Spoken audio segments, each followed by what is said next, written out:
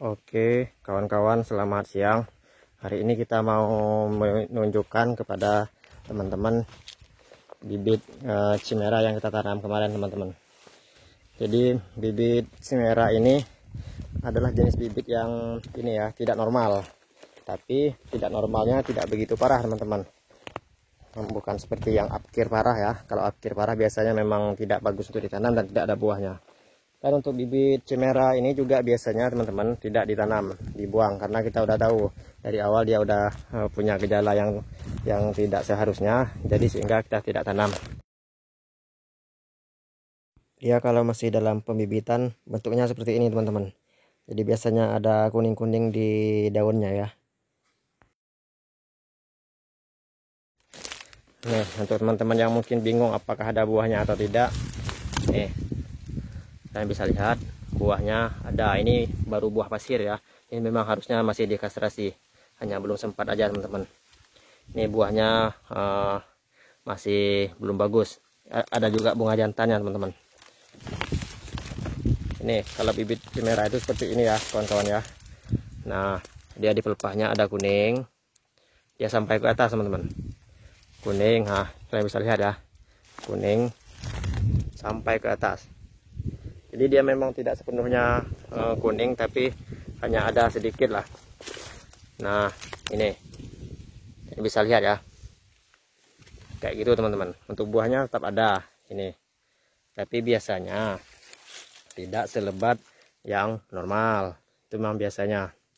Nanti akan kita tunjukkan satu pohon cimera yang sudah besar, yang ada buahnya, teman-teman. Nih. Jadi untuk kawan-kawan yang udah tahu gejala seperti ini, itu kalau mau dibuang silahkan dibuang ya, jangan ditanam. Tapi untuk teman-teman mungkin yang sayang untuk bibitnya dibuang, kalau mau ditanam ya hasilnya seperti ini. Buahnya ada, teman-teman, tapi memang tidak sebegitu banyak ya. Nah, ini kita lihat lagi. Nah, untuk pohon di sampingnya coba kita lihat. Kita lihat pokok yang di sampingnya. Tuh, itu normal ya. Normal. Nah, kita lihat buahnya. Nah, yang standar normal seperti ini, teman-teman ya. Ini normal, bukan cimera, bukan apkir. Jadi kalau memang pertumbuhannya bagus, perawatannya bagus seperti ini. Ini umur masih hampir 3 tahun. Belum sampai 3. Nah, paling tidak biasanya ya, kalau yang bibit sudah sortiran seperti inilah. Nah, biasanya dia kalau masih baru belajar berbuah, rajin berbuahnya seperti itu. Nih, kita kembali ke bibit cimera tadi, teman-teman. Dari bunganya pun kita bisa lihat ya, bahwa ini tidak, bunganya masih ada campuran bunga jantannya. Ini udah ada buah tapi masih ada bunga jantan. Ini samping juga sama, sini juga sama. Memang rata-rata ini buahnya tidak bagus ya, belum. Tapi biasanya sih memang kayak gini ya pertumbuhannya. Ada juga satu pohon di sana yang udah besar, dia kayak gini juga. Ini untuk lebih dekatnya kita lihat. Nah, jadi di daunnya seperti ini ya, teman-teman. Aslinya kan hijau, tapi ada campuran kuningnya. Biasanya di pelepahnya seperti ini, dan di pangkal pelepahnya seperti ini, kuning. Dia sangat unik ya, berbeda dari yang normal. Tapi meskipun unik, tidak direkomendasikan untuk ditanam, kecuali teman-teman sayang sama bibitnya, bolehlah, karena ini ya buahnya ada. Ini sebagai buktinya. Dan ada juga satu pokok yang di sebelah, nanti kita tunjukkan, ada juga buahnya, tapi memang tidak sebegitu banyak.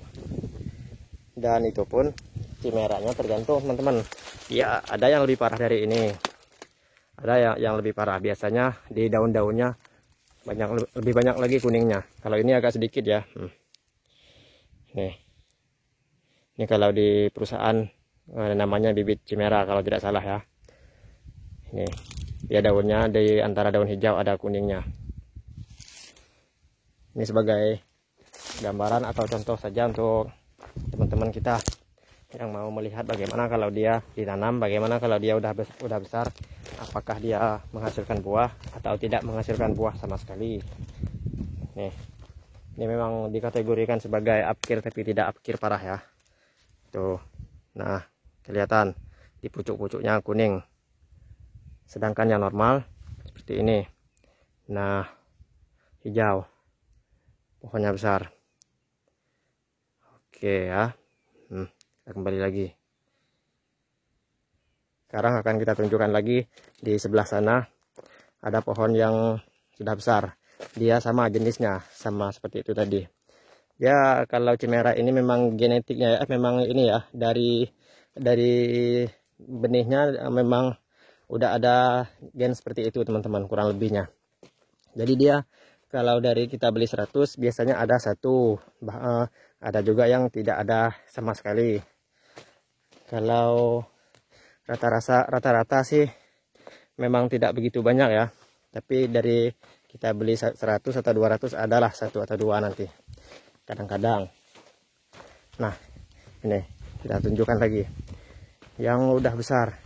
Tuh dia di barisan di situ teman-teman. Ini hanya sebagai gambaran atau contoh ya.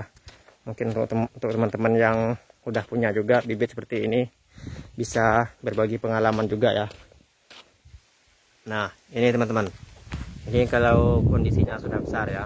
Itu kalian bisa lihat. Ini di pelepahnya kuning teman-teman. Itu daun-daunnya pada kuning. Tapi ini tidak begitu parah ya. Untuk buahnya itu teman-teman. Nah, ada buahnya teman-teman, tapi tidak sebegitu banyak ya. Sedangkan di sampingnya ini teman-teman. Nah, oke, coba kita lihat lagi ya. Di atas itu daunnya warna kuning teman-teman. Untuk buahnya ada sedikit. Coba kita lihat lagi. Nah, ini memang untuk biasanya buahnya juga seperti ini ya teman-teman. Tidak begitu banyak, tapi dia selalu ada. Untuk pelepahnya kalian lihat itu di pelepahnya ada warna kuning teman-teman. Ini adalah salah satu contoh bibit cemara yang sudah besar ya. Pelepahnya unik sekali teman-teman. Dia berbeda dari yang lainnya ya. Untuk buahnya ada tapi tidak banyak teman-teman. Cuman ada 2 atau 3 tandan. Itu yang di sampingnya. Itu yang pohon normal teman-teman. Tahu ini. Nah, itu yang normal teman-teman.